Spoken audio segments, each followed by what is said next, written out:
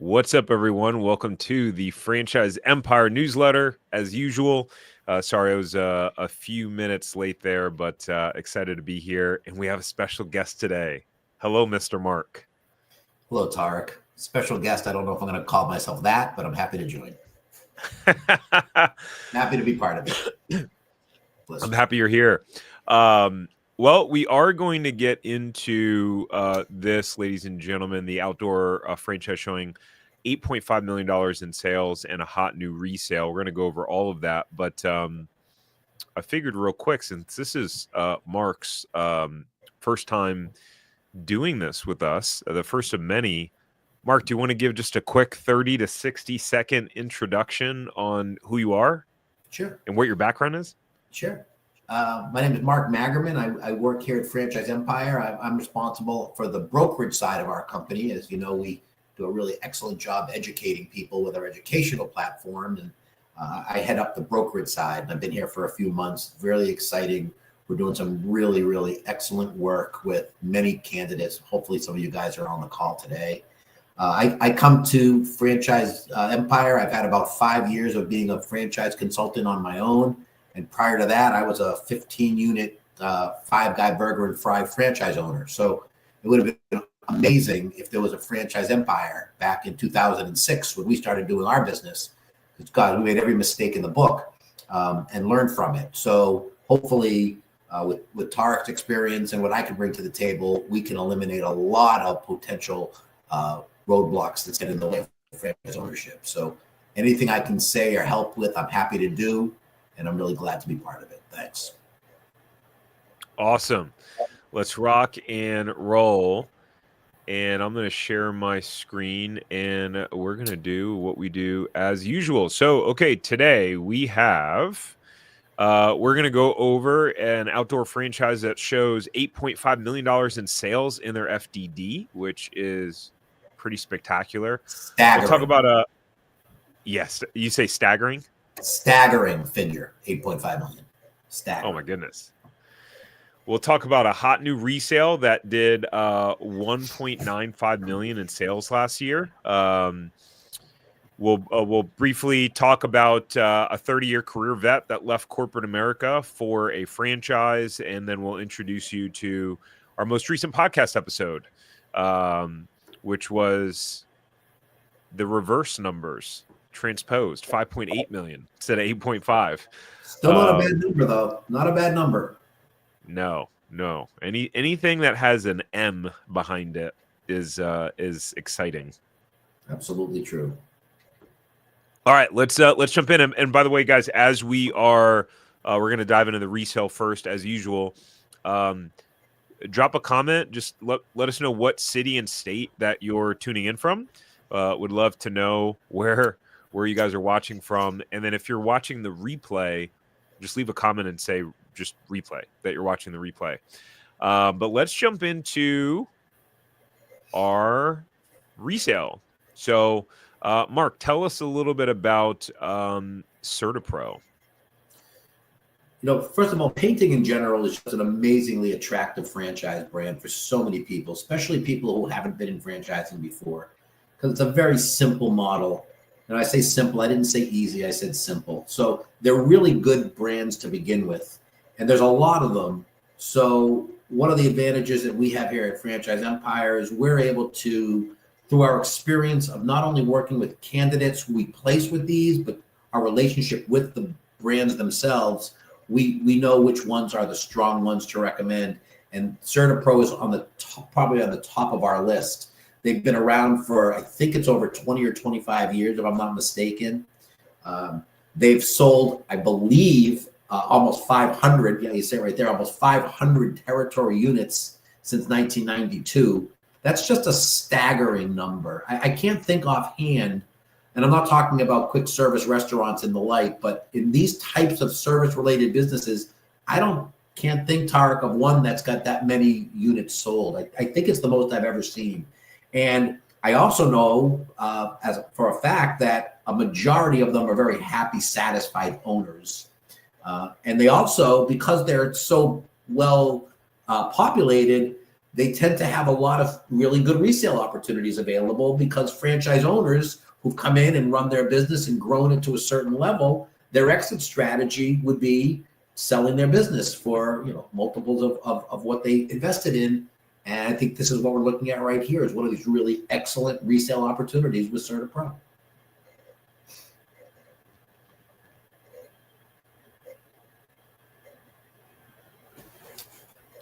I can't hear you. That's because I was muted. Oh, okay. I was on my end. Okay. I was trying to have you guys not hear the coffee that I'm slurping on. But we don't have the year that this particular resale was started, but as you can imagine, it's been at least for a few years because their last 12 months of revenue is 1.95 million.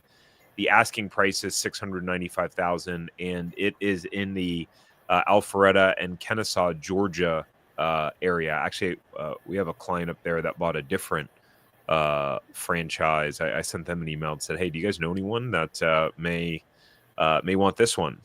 If you're interested in learning more about the cash flow, and you know a little more details about this specific resale, then go to franchiseempire.com/resales and put your information, and then you know we'd be able to connect you to the franchisor, assuming that you are qualified to meet the financial qualifications. But Mark, you do you want to talk through these points, or do you want me to do it? Or no, you good? I'm happy to, Tarek. And the reason these things are important is because when the franchisors say you don't need experience in the industry, it's because they have all the confidence in the world that they can give you that experience and the knowledge that you need to be successful. So no experience needed in painting or home improvement. The real goal here for the franchisee who's going to buy this business is you're inheriting a team of most likely painters and maybe some admin people, but you should have management experience, some management acumen, whether that management came in a corporate environment or not. If you don't have that experience, this may not be the right opportunity for you, but you will be, by investing in a resale from a franchise, you're a franchisee, so you get access to the training and all the online support and back-end support that they give. So I would say the three things that are the most important for a franchise owner to understand when you're getting involved, not only in new, but in resales, is there's essentially a three-legged stool that I use as an example of what's the role of the franchisee, right? And with a three-legged stool, if one of the legs falls, then the stool falls. So there are three things that I'd like you to keep in mind that will be on you as the franchisee when you get into a business like that. One, we just talked about being able to successfully manage and grow and retain a team of, for the most part, non-skilled labor, right? Number two, I put it in quotes, is mayor of the village, right? You want to become strong local networker in your own community so people know you and affiliate CertaPro with you. That's a local marketing initiative. You're going to get a ton of support on a national level with national marketing initiatives. And the third would be customer service and making sure your customers are satisfied and the work gets done. And you're getting these potential customers signed up to do the work. Those three items are not the franchisor's responsibility. They're the franchisee's responsibility. Now that I come off my soapbox, if you have the ability to do those three things, this is a really great opportunity for you because you can hit the ground running. 100%. I love that. Okay, so I'm sorry, a couple of the bullet points. So one of the strongest home service brands, we talked about that. 5-week training, 90% retention rate amongst their network over the past 3 years. That's outstanding. And again, a very strong item 19, which if you don't know is in the franchise disclosure document. There's 23 items. Item 19 is where all franchisors disclose their financial performance. And if you look at the average after 1 year plus this is across the whole chain of over 500. So you're talking about a large group of people. It's over $2 million annually. That's just a staggering number. That just means that a lot of people need paint. And you're not getting $2 million by not painting. So you're never going to run out of customers, clearly, and $2 million right out of the 24 FDD. And what's cool is in April or May, the 25 FDD will come out with updated numbers. But this is one of the strongest brands, home service brands, painting brands out there. And Tarek and I have had lots of success with our candidates with this brand over the years. And again, their goal is to help you grow and grow big. So they're not looking for owners who want to get on a ladder and paint houses. They're looking for owners who want to build large businesses and be the CEO of their business. But don't confuse that with not getting in there and rolling up your sleeves and learning that business. That's on you. 100%. Yeah, it's funny because it's so easy to start neglecting things. Like you got these little things that you got to fix and repair, especially around the house, and life gets busy, and so we had an area of the house where I guess one of our windows wasn't like sealed properly, and like water came in, and it was getting on the hardwood by the window, and over the last 5 years that we lived in this house. So it was terrible in this little area. I finally had someone come out to rip up that part of the floor, replace it. We had to get some painting done, and then kind of looking around the house, like, oh man, like some of the walls are like pretty scuffed, and Bridget and I were just talking about like, oh, we're gonna have to hire a painter and kind of do a refresh in the house. So I think painting's one of those things where whether people are buying houses, because obviously like the housing market is down, but even if people are going to stay in their houses, they need painting, and if they're going to buy a new house, they probably need painting. So it's like regardless of what's happening, people are going to need painting. That's a great point, Tarek. Do you mind if I add to that for a second? Yeah, go ahead. So not only is he right about that, but some of the so-called negative pushback I may have received over the years regarding painting franchises is that you paint someone's house and it's not a recurring opportunity. You paint the house, they don't need it again for 5 years.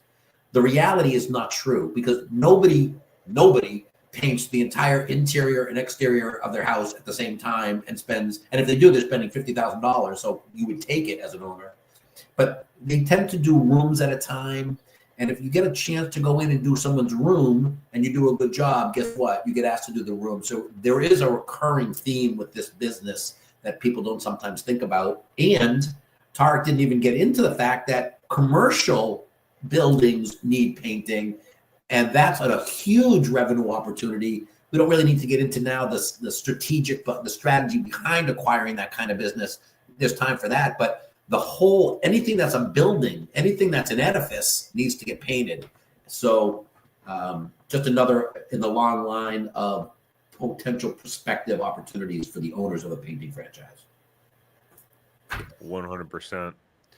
All right, y'all. Let's so we'll talk about the franchise of the week in just a second, but every week on these newsletters, we celebrate and congratulate one of our recent clients who have become a franchise owner and an entrepreneur, and just share a little bit, a little window into kind of their journey.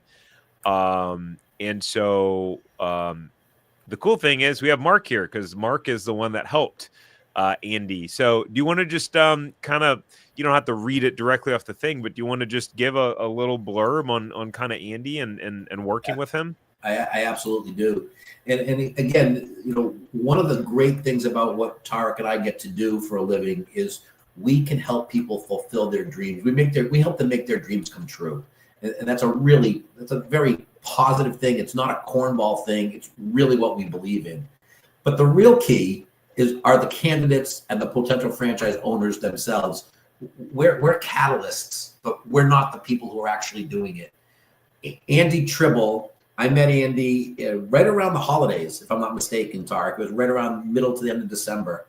And on the first call, he said, do you mind if I have my wife join? Which obviously that's a great sign. That means they're both involved in this business. They were both completely passionate. They knew exactly what they were looking for. Andy has been a corporate America guy and still has some kind of an opportunity to close up on a business, and he's getting ready to free up his time. In the interim, Daisha, his wife, has got tremendous back office experience. They were a perfect partnership. They told us what they were looking for in a business, what they hoped to accomplish, what they were trying to do. We found an amazing brand for them. Should I share the brand, Tarek? Is that no? Okay. I can't share the brand with you folks. Sorry, you're gonna have to set up an appointment with me. I promise if you get an appointment with me, I'll share the brand with you. But a great brand that's doing amazing things that we're very close with. We know the founders, we're intimate with them. So we introduced Andy and Daisha to that brand and a couple others. They did the process exactly right. They introduced themselves to 3 or 4 brands. They measured the pros and cons. They worked with Tarek and I to get our feedback and guidance. And the funny story was Tarek and I were down in Florida at a training, and we got a text, and it said, "Hey, Mark, just want to let you know we bought 3 territories. We agreed to 3 territories last night, and they've never been happier. And they're very grateful to us for what we did, but we turned it back saying all we did is our job. You guys are the ones that took the leap of faith. You guys put your trust in the right people, and I think they're going to end up being amazingly successful franchise owners in the Fort Worth area. I'm waiting for them to call us back in a year or 2 and help them find something else." Yeah, it's a pretty cool story, and I think it's cool to see people that have been so successful in the corporate world, building, empires, for other people, and then, stepping out and kind of doing it on their own. So congratulations, Andy, and definitely wishing you the best of luck. Let's move on to the franchise of the week, what you guys have been waiting for, the outdoor franchise showing a whopping $8.5 million in their FDD. We'll talk about those numbers in a minute, but that is the good old franchise called Archadeck. So, Mark, tell us a little bit about Archadeck and kind of walk us through some of these points. Yeah. So a couple of things that we look at when we determine whether or not we want to have a brand in our portfolio, right? And one of the things that I look for is when did they start their business versus when did they start franchising their business? Why is that important? Well, and again, I there's a lot of bad franchises out there, so we're not going to talk much about it, but there are. And what makes a bad franchise, in my opinion, it's not putting the success of the franchisee at the core of every decision that they make, right?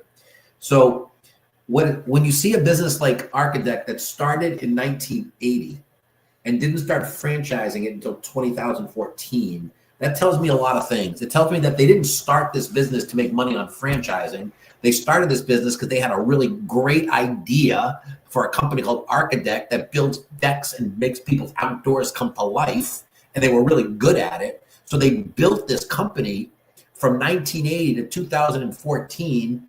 I wasn't good at math, so what's that, 34 years when they started franchising. So by then they had perfected that model and were comfortable enough being able to offer the franchise to the community.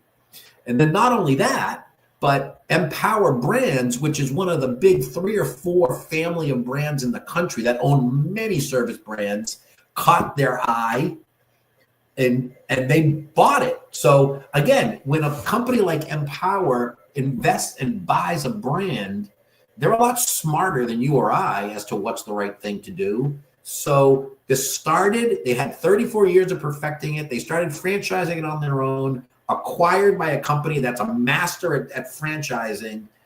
That's enough for me to say I'm interested in this, and that's why we would want this brand in our portfolio. So that's just on the history side of it as to why they're so good. And the numbers don't lie, right? 86 franchise units, right? The franchise fee is $59.5. That's a relatively normal number for these types of businesses. It's mostly what you see. They usually come in a little under 60. I love royalties that have a sliding scale down, because again, what this is telling you is the franchisor, they're not idiots. They need the royalties. That's how they produce revenue so they can support the network. But they also know that if you're doing $100,000 in sales or $1 million in sales And if you charge these people the same percentage, it may not be fair. So they lower the percentage as you do better. So as an owner, doesn't take a rocket scientist to figure out the quicker you ramp up your revenue, the quicker you're lowering your percentage on royalty. And every half a percentage that you can save, one of my old partners used to say, we get to keep that money. So that's money that goes back in to reinvest in your own business. National marketing fees. I'm sorry. Yeah, right to your bottom line. Yeah, it's straight off the bottom line, right? If you could get 2 or 3 more points and you're doing $3, $4, $5 million in sales, that's it adds up. It adds up. National marketing fee is a standard number. That's your percentage of, or your share of taking part of the national marketing program. The other thing that's beautiful about this business is you're all in day one for under $140,000. That's just not a lot of money for companies that are producing the kind of revenue that they're doing.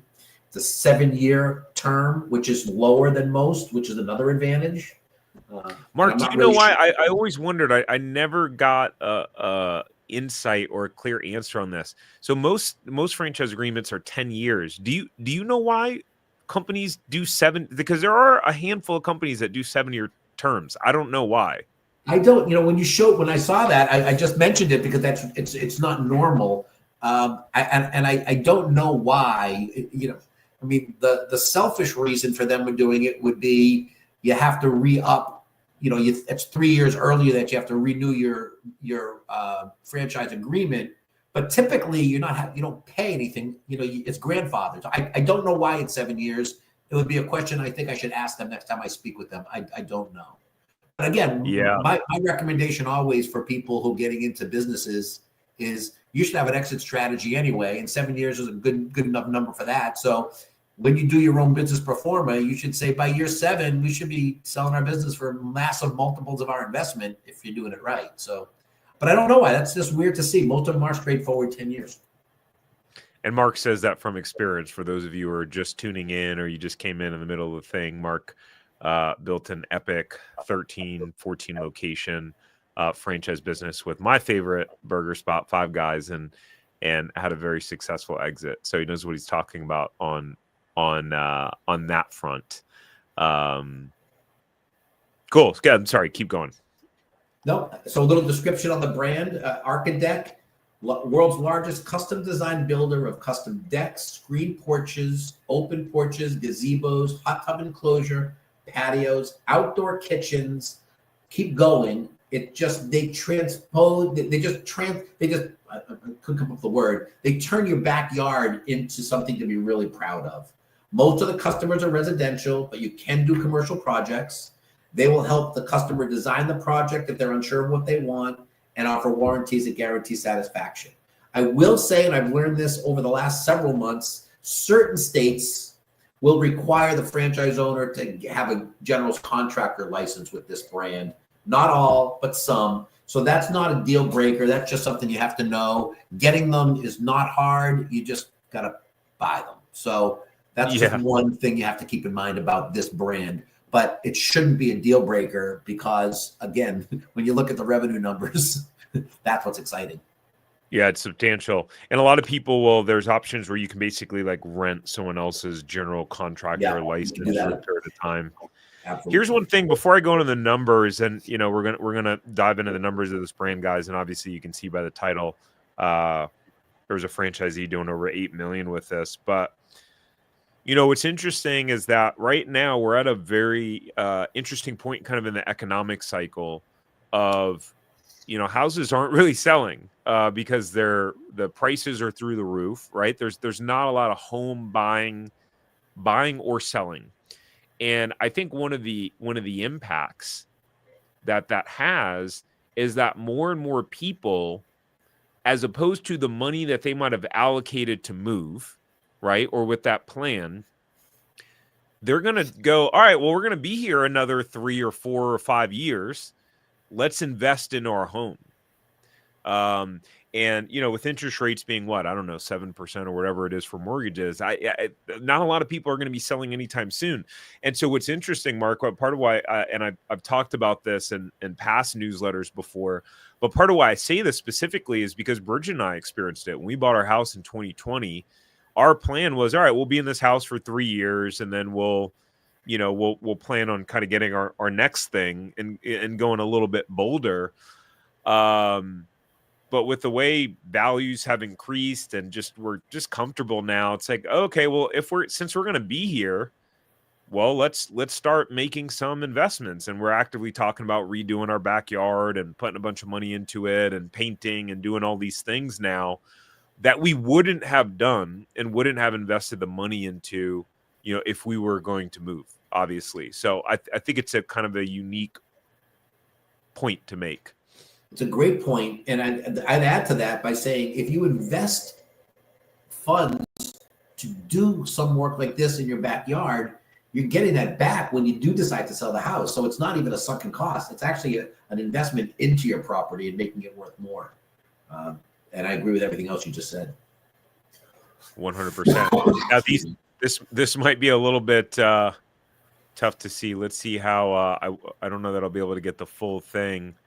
Can you see this, or did you? I don't know how well it shows on your end. You want me to read off the numbers? Yeah, I can see it. Yeah, you can go ahead and read it. Go ahead. Why don't you do it? All right, cool. We'll only highlight some guys, but here's the cool thing to look at here. Okay, combined multi-territory. I'm gonna have to look at it on the other screen because it's too small on that one for me. All right, well, let's start with the obvious. You got the highest performing franchisee doing $8.5 million in sales, and you have 9 franchisees that are doing more than 2.5 million. You got 11 doing between 1.5, 2.5, 12 doing between 1 and 1.5, and 11 doing less than $1 million, right? So you've got the average sales is 1.9 million, the median 1.4. Those are pretty, substantial. Those are pretty substantial numbers, guys. I think that's the cool thing about this sort of brand. And from in the past where we've highlighted this brand, I think they state that I think it might be down below, which let's get to that. And you guys can go in and dig in and see all the numbers. I'll drop the link to the article for this if you guys want to see it. If you're not on our newsletter, if you are on our newsletter, the email will be in your inbox. But Mark, I'll pass it back to you here. But this is one thing that I find fascinating. The average contract price is basically $43,000. Isn't that wild? It's amazing. And again, it tells you a bunch of things, right? This probably works better in higher demographic areas with people who have disposable income. That kind of seems to make sense, right? They do large territories for that reason, because not every single household in America can afford that much money to redo their back. So they give huge territories. They give you a lot of land, a lot of runway to build your business. And again, we talked about empower brands. Why does that matter? Well, look at some of these brands that they have under their umbrella. Outdoor lighting perspectives, right? So that brand does outdoor lighting. So there are franchise owners who are like, I can be part of Archadeck and outdoor lighting perspectives. So that's 2 bites at the same apple when I'm talking to the same customer, and it's all the same company. So they have the irrigation company, Superior Fence and Rail. All of these can help be complementary. And if your goal as a franchisee, which is what our goal was as a franchisee, was to build a gigantic, large empire business, then Archadeck is a great way to get started on that. I just make one other comment, if I can, going back to the FDD. Please, I beg people, don't get tied around the axle looking at the FDD and trying to figure out individual profit margins of each of these businesses, because the individual profit margin is in the hands of the individual owner. That's not what's in the FDD. The FDD is going to focus on the top line sales numbers only. Sometimes you'll get some P&L information if they have company-owned stores, but understand that when you find a brand that you're interested in, you're finding what the average revenues are, and you've got to be able to say to yourself, I'm better than average. I'm going to do better than that, and that's going to be on me to do. Just a little tip. Sorry, probably wasn't called for, but can't help myself. No, it's a great. Yeah, it's a great tip, and I totally agree, guys. Like we've seen it all day. I've interviewed so many CEOs and founders of franchisors talked to many high performing franchisees, and at the end of the day, it's like you still are. I went on a whole thing, the last newsletter, a whole rant about how you are responsible for your success as a franchisee, and just as an entrepreneur in general. So a couple other points on this is most franchisees are operating from their home, right? So there's no showroom, which is pretty cool and helps to reduce your expenses. And you don't need construction experience. Corporate will actually help with the 3D renderings and designs of the projects. Like how cool is that? That's so unique to franchising, right? Where, typically if someone was just going out to start a business like this, like you would need to know and have that skill set. I started a landscaping business when I was 18 years old, and it started to kind of take off a little bit, and we started to get some commercial jobs, and all of a sudden we're putting in bids for these commercial properties, and I'm trying to figure out how to use these softwares to show what the design of the landscape is going to look like, and it was just one example of an area that I wound up getting stuck in the business, and that kind of hindered my growth. But it's just cool because if it was a franchise that had handled some of that stuff, I get to just focus on what I'm good at, which is, operating the business, going out and networking and securing jobs.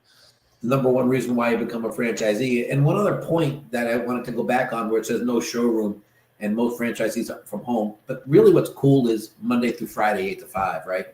One of the other huge benefits of life as a franchise owner is you have the ability to blend work and life experiences together, right?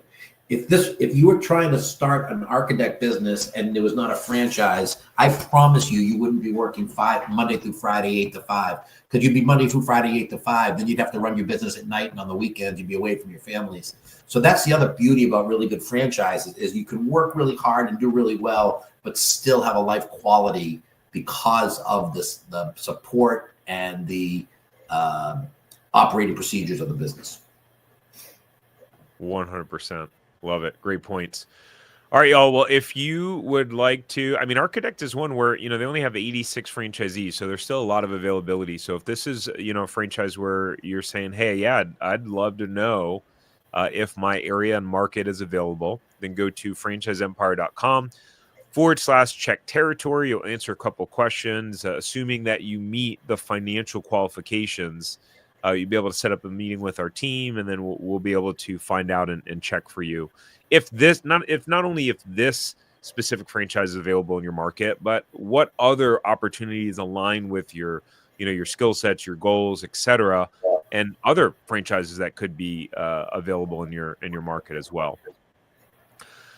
Last but not least, the most recent episode of the Zero to Profitable Franchise podcast, which, as a reminder, it has been rebranded back to the Zero to Profitable Franchise podcast. And we talk about a home repair franchise that does $5.8 million in sales. And some exciting news around the podcast front. For a long time, as you guys may have noticed, we had been kind of repurposing and utilizing some of our older newsletters as podcast episodes, but we're back on track. I just did 4 podcast episodes with clients of ours, actually. So you get to be able to dig into their journey and what some of their challenges were during the franchise process. They're now franchisees now, what that's like, how things are going for them. I think they're going to be really insightful and interesting episodes with a lot of the content that you guys are interested in. And we're going to keep on bringing more dynamic topics to the podcast now. But we went on quite a tear where I didn't have to really record any new podcasts, and that was helpful for getting some of my time back. But Mark, any last closing words before we rock and roll? I think I would just end with this, and if I'm on more of these, I'll say this almost every single time. But if you're looking into resale opportunities, I always recommend, because they're a little trickier, a little harder to come by, I always recommend having a deep conversation with whoever you talk to regarding lending and funding, and having a really solid strategy in place as to how you're going to fund that business well before you even get introduced to them. Because if and when you do get introduced to the selling franchisee, he's going to have many people like you that he's got as options to sell it to. And if you don't have your financing in place, you just won't get it. So not necessarily as important on new territories, but certainly on resales, you will have a real hard time finding a resale opportunity to purchase if you don't have committed lending information before you get started. Yeah, it's a good point. And you got to move quickly, like for Very quick. competitive resales. Like you can't drag your feet. Like sometimes it's like, all right, you got to just get it under contract and then do the due diligence, the deeper due diligence afterwards. Let's see. It's a lot like the home business, Tarek. You know what I mean? When you buy homes now, it's so competitive that sometimes if you don't have your cash in hand when you show up, you're not getting it. It's very similar. And again, a lot of people get really upset that wait a minute, they're putting too much pressure on me on this resale. I just met the guy. And the reality is that's the world of resale. So if you want to get involved with it, you got to play the game, or you're just going to be looking at resales to the day you die, and you're never going to invest in one. So a little trickier. Happy to get on a call with anybody and talk that through. But that's an important, a little important thing to discern with resales. All good. 100%. All right, ladies and gentlemen, Mark and I will be back for more of these newsletters. Thanks for tuning in. Make sure to hit the like button if you got value and enjoyed this video. Hit the like button on YouTube. If you aren't subscribed, what are you waiting for? What are you waiting for? Good stuff. Good stuff. All right, guys, take care. Have a good one. Thanks, guys.